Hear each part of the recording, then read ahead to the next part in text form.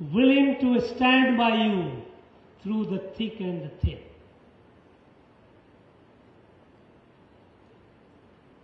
I've seen, and I find it a disturbing trend, which has been in the West for some time, but it is now we find happening increasingly in our country as well. Marriage is not a contract. In our civilization, it is a lifelong commitment. Choose your spouse who is willing to stand by you all through. And I can assure you, you can take on the world in times of crisis. When you come home and you find your spouse is smiling at you, yes, here I am with you, you can take on the whole world. Nothing will be beyond you. Friends, my experience, I am telling you. Experience. Difficult times. And nothing worthwhile comes in life unless you take risk, unless you take bold decision, unless you take a dive. Dive into uncertainty. Breach the ceiling. There is a chance that you might get injured. It might even fall. And there your spouse will stand by you. And he will bounce back. Friends, failure is failure only when you accept a failure. Because in your life you will come across many setbacks. I have always taken failure as a setback.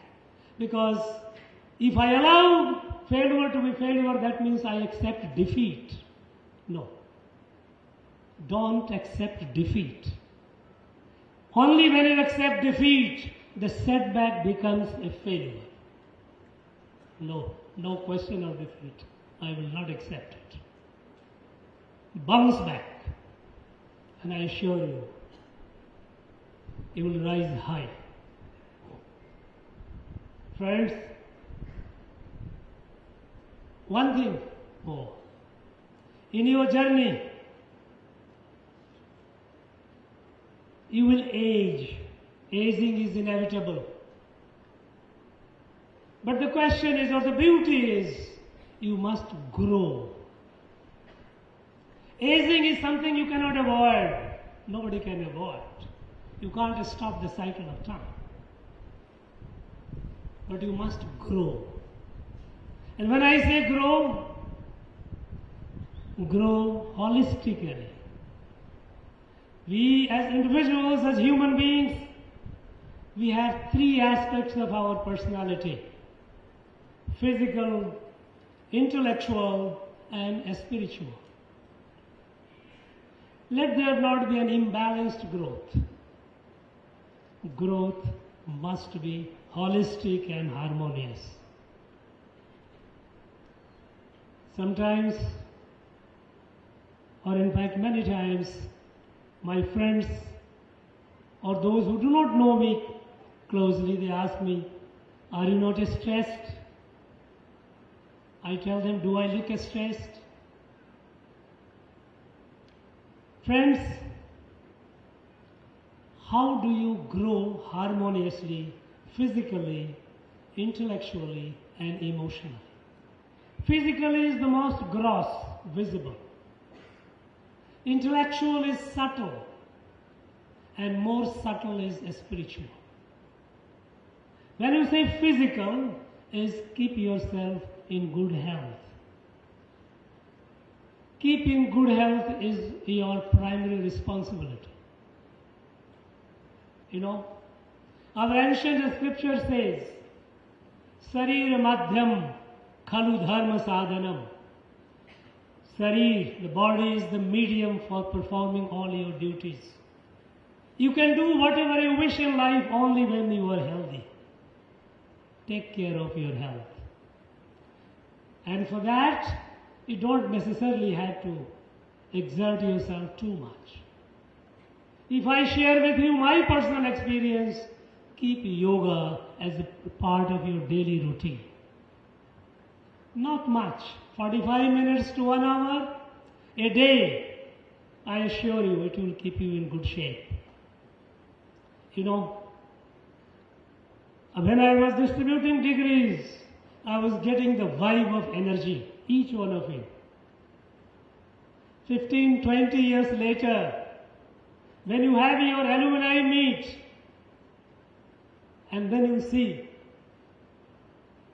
it is quite possible that some of your friends would be down with hypertension, blood sugar, obesity. All these things will happen to some. These are not unavoidable.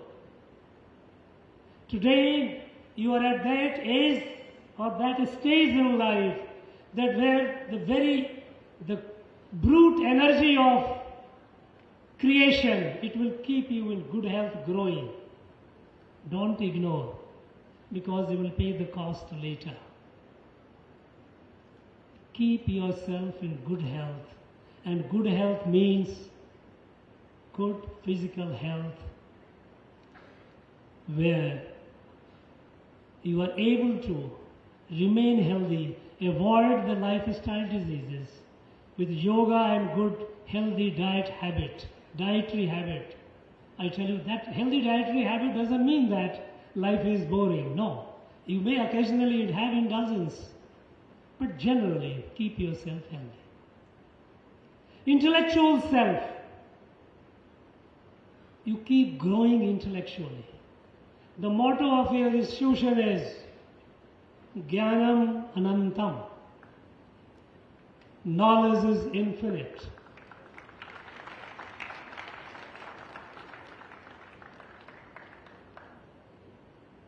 When you pass out, you have passed out today.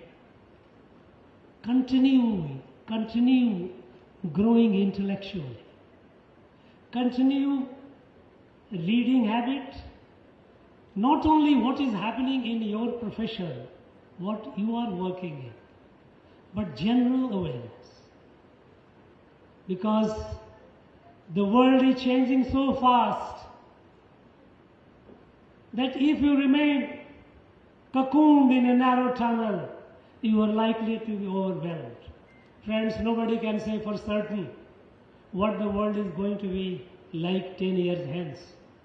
The way the ultra-modern technologies like advanced generative and artificial intelligence,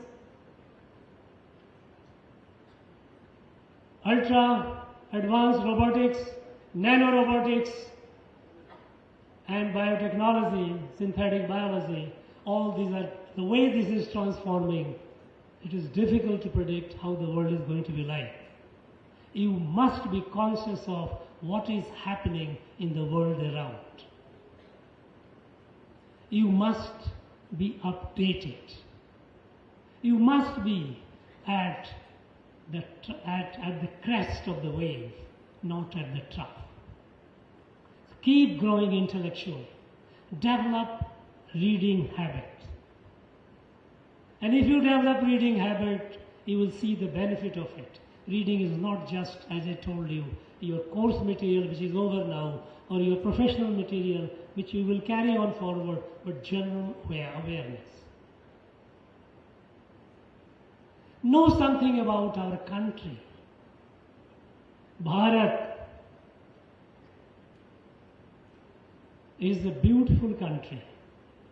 Is a country not much understood by some of our people. The fault is not theirs, because unfortunately after independence, we did not introduce Bharat to our students. As a result, it is often confused with India as a political state. No. Bharat is a Rashtra. India as a political state was born on 15th August 1947. But Bharat as a civilizational Rashtra was born thousands and thousands of years ago, at least 7,000 years at the time of Rig Veda. Bharat is a Rashtra. I am not sure what I am telling. Some of you might be wondering what this is talking about. You have no country in the world which can be compared with Bharat, because all the countries of the world have been created either by war, either by military, by force. A ruler, a powerful emperor or ruler, conquered a territory, consolidated it, and it became a country. Bharat was never ever ruled by any one emperor or ruler. Yet the people of Bharat was there. At every point of time in our history, there were numerous rulers, numerous kings and emperors, and yet Bharat was one.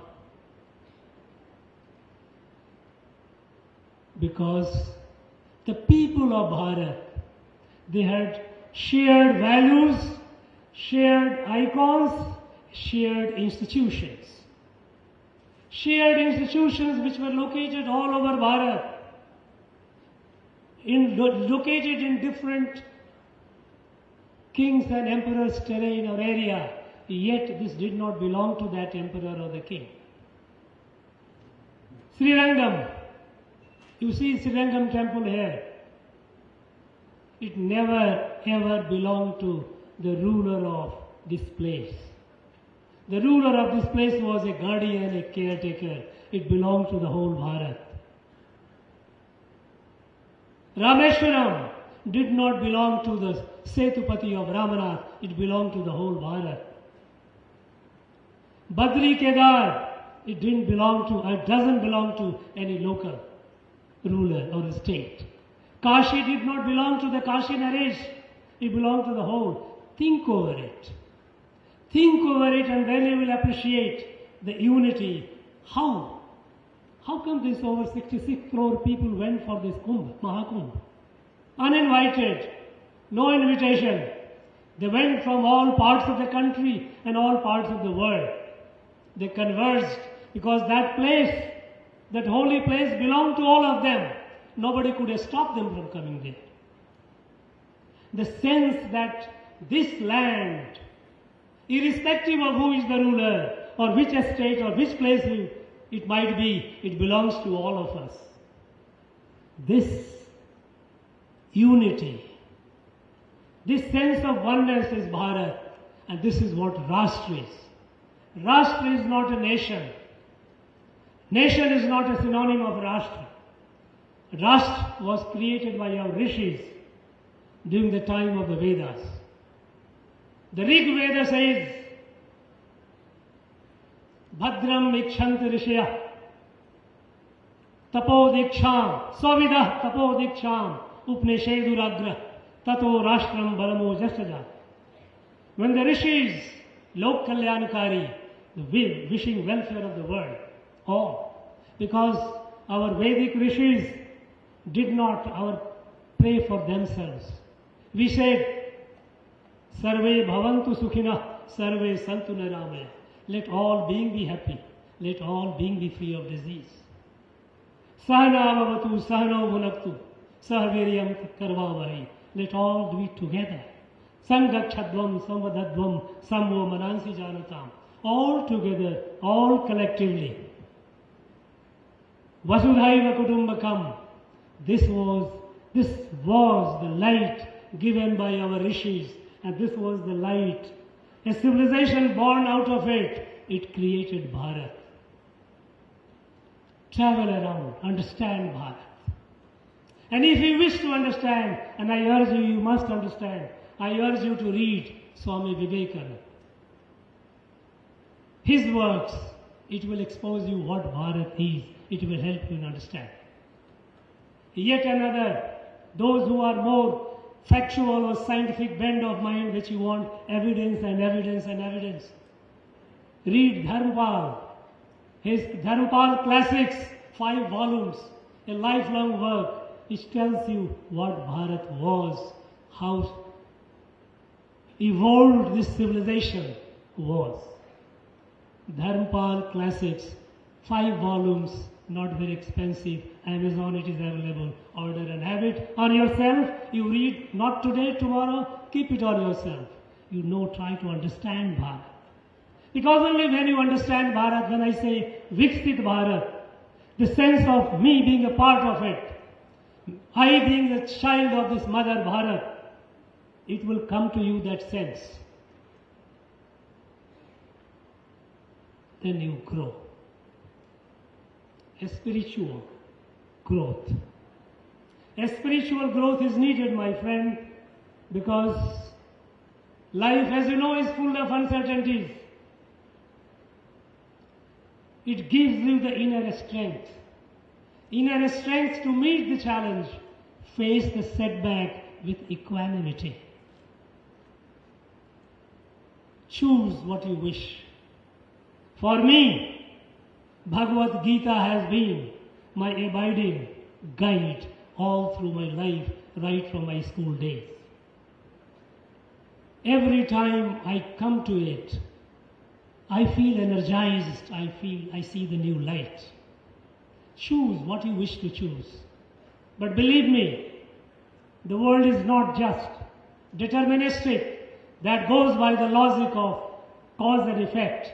There are things beyond your control, beyond your understanding. And there you need. This spiritual evolution will help you relate with the rest of the creation. We have a great saint born over 200 years ago, close to this place, Swami Ramalingam, who is popularly called Vallalar.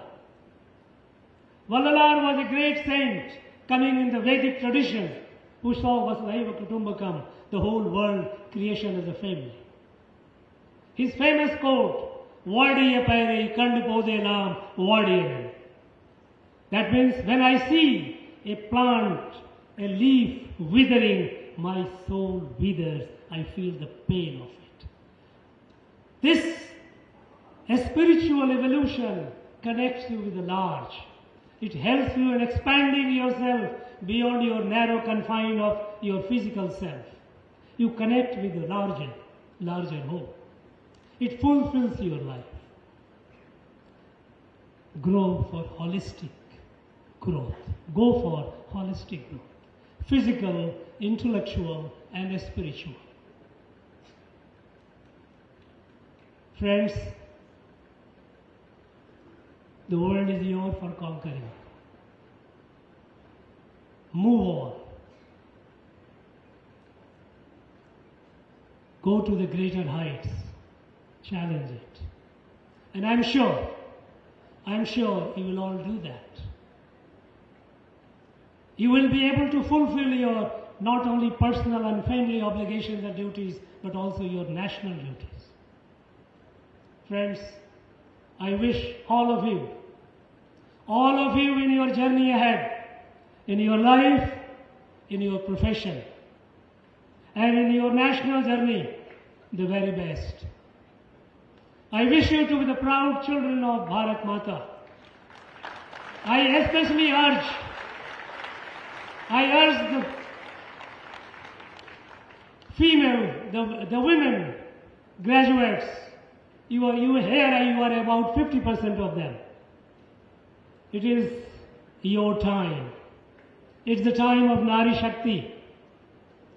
Come up. I heard one of the persons speaking that given an opportunity, women also can excel. It is a very condescending statement. In fact, remove the obstacles and women will excel. Women don't excel because there are obstacles created in the way. Just remove the obstacles.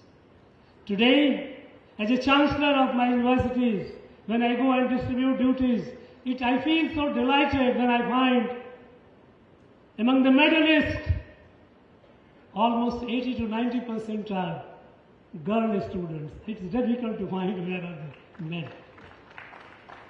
Women are excelling in all fields. It is your time. Come up, assert yourself. Don't get limited by the constraints of circumstances placed before you. Today, as far as Prime Minister Modi is concerned, he is trying to remove all possible constraints. Today, our daughters are flying fighter bombers, jets. You have seen the space project. Majority of our scientists in our space project Chandrayaan are women. In every field, they are excelling. You be the role model wherever you are. Prove yourself. To yourself, challenge the circumstances, and rise up. Friends, in your journey ahead, I wish you a very good health, a very good development, intellectual and spiritual prosperity. Thank you very much. Never forget this institution. Jai Hind, Jai Bharat.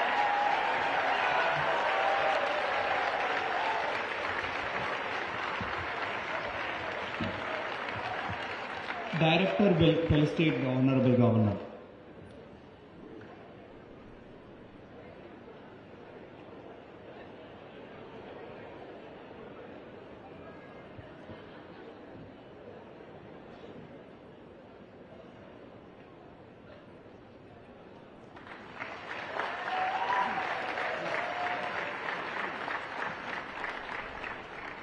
Chairman will present a memento to the Honorable Governor.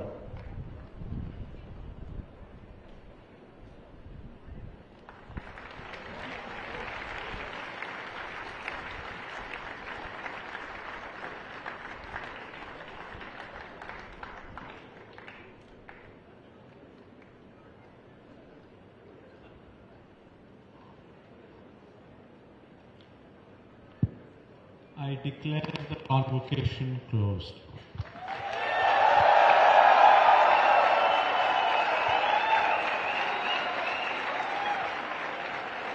Ladies and gentlemen, please rise for the national anthem.